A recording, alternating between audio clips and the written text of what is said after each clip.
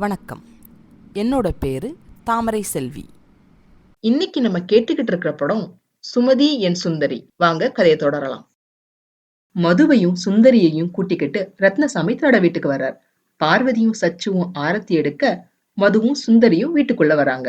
பார்வதி சுந்தரி கிட்ட உன்னோட பேர் என்னம்மான்னு கேட்க, அவங்க பதில் சொல்றதுக்கு முன்னாடி சுந்தரின்னு மது அவங்கள முந்திக்கிட்ட பதில் சொல்றார். உடனே ரத்னசாமி அவரை அதட்ட, சுந்தரி கிட்ட இவனை நான் 12 வயசுல இருந்து வளர்க்கிறேன். இவனுக்கு ஒரு இளவும் தெரியாது.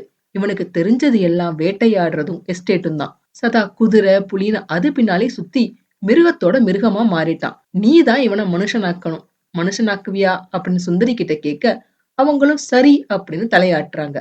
அத பார்த்ததும் முறைச்சுக்கிட்டே சுந்தரி பக்கத்துல போய் விளையாடுறியான்னு கேட்க, ஏன் முன்னாடியே என்னோட மருமகளை மிரட்டுறியா? உனக்கு புத்தி வர்ற வரைக்கும் நீங்க 2 பேரும் இங்கேயே தான் தங்கணும்.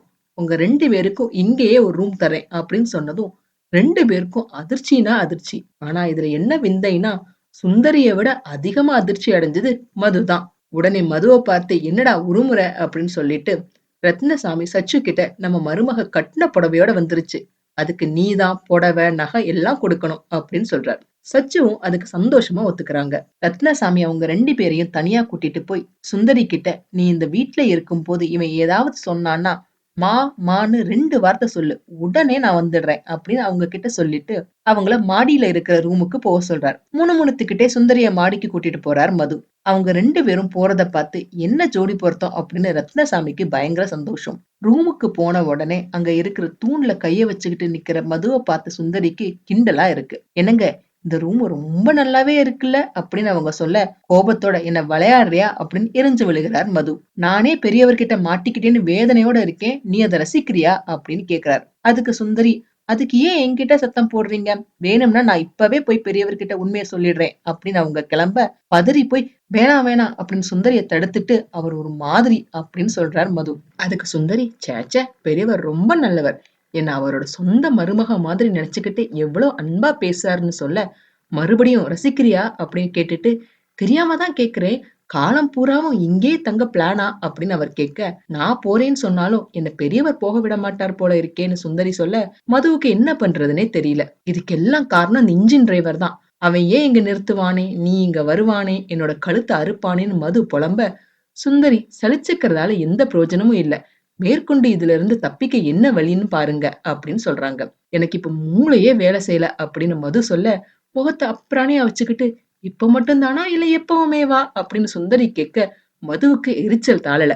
நீ இப்போ என்ன நினைச்சுக்கிட்டு இருக்க அப்படின்னு திரும்பி சண்டைய ஆரம்பிக்க, சரி சரி சண்டை போடாதீங்க, நான் வெந்நியை எடுத்து வைக்கிறேன், போய் குளிக்கிறீங்களா அப்படின்னு சுந்தரி கேக்குறாங்க. உன் மனசுல என்னோட சம்சாரம்னு நினைப்பா, எனக்கு வர்ற கோபத்துக்கு அப்படியே அப்படின்னு சொல்லி அவங்க பக்கத்துல கோபமா மது போக, உடனே அங்கிருந்து கொஞ்சம் தள்ளி போய் நின்னுக்கிட்டு மாமா மாமான்னு குரல் கொடுக்கறாங்க. உடனே மது பதறிக்கிட்டு, அவரையே இப்ப கூப்பிடுற அப்படின்னு கெஞ்சல் குரல்ல கேட்க, வேற என்ன பண்றது, எப்ப பாரு சண்டை போட்டுக்கிட்டே இருந்தா அப்படின்னு சுந்தரி பதில் சொல்லிக்கிட்டு இருக்கும் போதே பெரியவர் உள்ள நுழைஞ்சிடுறார். அவரை பார்த்ததும் மதுவோட எக்ஸ்பிரஷனை பார்க்கணுமே, இத்து போன ரப்பர் மாதிரி தூங்கி போய் நிக்கிறார். சுந்தரி பெரியவர்கிட்ட வெந்நீர் எடுத்து வைக்கிறேன் குளிக்கிறீங்களான்னு கேட்டேன், அதுக்கு சண்டை போடுறான்னு கம்ப்ளைண்ட் பண்ண, ரத்னசாமி என்னடா மருமக வந்ததும் வராததுமா சண்டை போடுறியான்னு திட்ட, ஐயா அப்படின்னு ஒரு ஈன ஸ்வரத்துல அவரை மது பார்த்து, நான் சொல்றத கொஞ்சம் கேளுங்களேன்னு அழுகாத குரல்ல கேக்குறார். அவரை பாக்குற சுந்தரிக்கு சிரிப்பு தாழல. பெரியவர், நீ ஒன்னும் சொல்ல வேணாம், நான் ஒன்னும் கேட்க வேணாம், என்னோட மருமக சொல்றதுதான் நீ கேட்கணும் அப்படின்னு கட்டளை போடாத குறையா சொல்லிடுறார் பெரியவர். ஒண்ணுமே தெரியாத மாதிரி ஒரு டவலை எடுத்துட்டு போய் குளிச்சுட்டு வர சொல்லுங்க மாமான்னு சுந்தரி சொல்ல, ஓடு ஓடுன்னு மதுவை பெரியவர் விரட்டுறார். ஒரு ரோபோ பொம்மை மாதிரி அங்க இருந்த டவலை எடுத்துட்டு போற மதுவை ஸ்டாப் பண்ணி, ஒழுங்கா குளிச்சுட்டு என்னோட மருமகளை ஜீப்ல கூட்டிட்டு போய் தோட்டம் துறவு எல்லாத்தையும் காட்டிட்டு கரெக்டா 6 மணிக்கு இங்க வந்துடணும். ஒரு பூஜை ஒண்ணு நான் ஏற்பாடு பண்ணிருக்கேன், அதுல நீங்க 2 பேரும் கலந்துக்கணும். அதுக்கப்புறம் ஒரு சடங்கும் இருக்கு, அது என்ன ஏதுங்கிறது நான் இப்ப சொல்ல மாட்டேன் அப்படின்னு சொல்லி அவரை குளிக்க அனுப்பி வைக்கிறார் பெரியவர். மது டவலோட குளிக்க போக, சுந்தரி கிட்ட போயிட்டு வரேம்மா அப்படின்னு சொல்லிட்டு பெரியவர் கிளம்பிடுறார். அப்போ சச்சு கை நிறைய புடவைகளோட சுந்தரி கிட்ட வராங்க. இவ்வளவு புடவைகளா அப்படின்னு சுந்தரி ஆச்சரியமா கேக்குறாங்க. அதனால என்ன, பரவாயில்ல, உனக்கு கொடுத்தத சாக்கா வச்சு நான் எனக்கு 1 டஜன் புடவைய வாங்கிக்குவேன் அப்படின்னு சொல்லி புடவைய சுந்தரி கிட்ட கொடுத்து, எந்த விதமான கூச்சமும் உனக்கு வேணாம், இது உன்னோட வீடு மாதிரி அப்படின்னு சொல்லிட்டு போறாங்க சச்சு. பெரியவர் சொன்ன மாதிரி மது சுந்தரிய எஸ்டேட்டை சுத்தி பார்க்க கூட்டிட்டு போறார். ரொம்ப ஆர்வமா அவங்க சுத்தி சுத்தி பார்க்க, எரிச்சலோட ஜீப்பை ஓட்டிட்டு போறார் மது. எஸ்டேட்டை பார்த்து சந்தோஷமா பாட்டு பாடுறாங்க சுந்தரி. மதுவும் வேற வழி இல்லாம அவங்க பின்னாடியே போறார். இதே சமயத்துல டைரக்டர் வசந்திய வச்சு ஷூட்டிங் எடுக்கிறாங்க. அந்த ஷூட்டிங் முடிஞ்சதுக்கு அப்புறம் பினான்சியல் இனிமே என்ன சார் அப்படின்னு டைரக்டர் கிட்ட கேட்க, சுமதி இல்லாம எடுக்க முடியற சீன்ஸ் எல்லாம் எடுத்தாச்சு, இனிமே சுமதி இல்லாம ஷூட்டிங் எடுக்க முடியாது அப்படின்னு சொல்லிடுறார். அதை கேட்டதும் அழுகிறார் பினான்சியல். உடனே பினான்சியல் வேற வழியே இல்ல, நாளைக்கு பேப்பர்ல நடிகை சுமதியை காணவில்லை, கண்டுபிடிச்சு கொடுக்கறவங்களுக்கு 1000 ரூபாய் இனாம் அப்படின்னு போட போறேன் அப்படின்னு ஒப்பாரி வைக்கிற குரல்ல சொல்றார் பினான்சியல். அதுக்கு பரமானந்தம், நீங்க பணம் போட்டிருக்கிறது உண்மைதான், ஆனா இந்த ஐடியா சரிப்பட்டு வராது. கதாநாயகி காணாம போயிட்டான்னு விளம்பரம் போட்டா நாளைக்கு கதை வியாபாரம் ஆகுமா அப்படின்னு கேக்குறார்.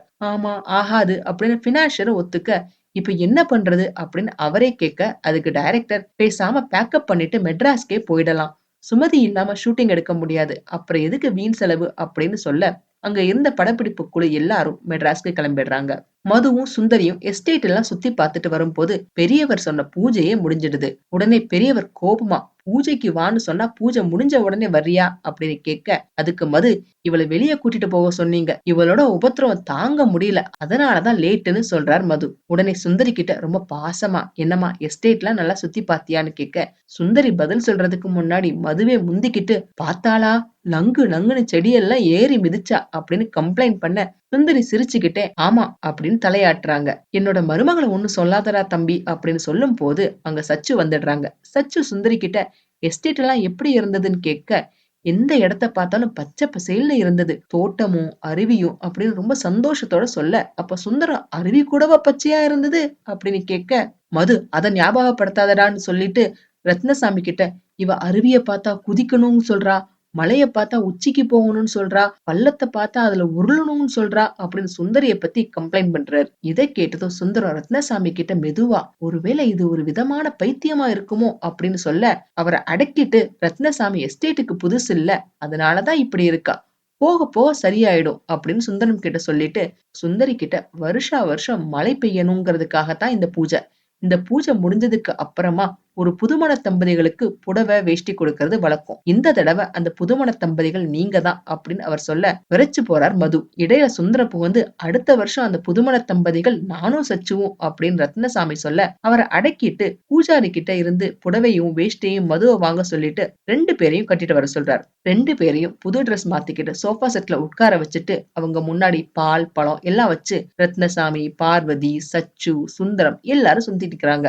இது என்ன ஐயான்னு ஒரு மாதிரி கலக்கத்தோட மது கேட்க, நான் தான் சொன்னேனே ஒரு சடங்கு இருக்குன்னு, அதுதான் இது அப்படின்னு சொல்றாரு ரத்னசாமி. சுந்தரிய சந்தனத்தை எடுத்து மதுவோட கழுத்துல தடவ சொல்றாரு. அதே மாதிரி மதுவையும் சுந்தரி கழுத்துல தடவ சொல்றாரு ரத்னசாமி. பழத்தை மாத்தி மாத்தி ஊட்டி விட சொல்றாங்க. அடுத்து பால் அவர் குடிச்சிட்டு மீதிய சுந்தரிய குடிக்க சொல்றாங்க. அப்புறம் 2 பேரையும் அவங்க ரூமுக்கு போக சொல்றாங்க. அங்க பார்த்தா ஃபர்ஸ்ட் நைட்டுக்கு ஏற்பாடு பண்ணி இருக்கிறத பார்த்ததும் திரும்பி ஓடி வர்றார் மது. ஆனா ரத்னசாமி வெளியே இருந்து மிரட்டி மதுவை உள்ள அனுப்பி வைக்கிறார். இதுக்கும் மேல மதுவும் சுந்தரியும் உண்மையை சொல்லாம இருப்பாங்களா?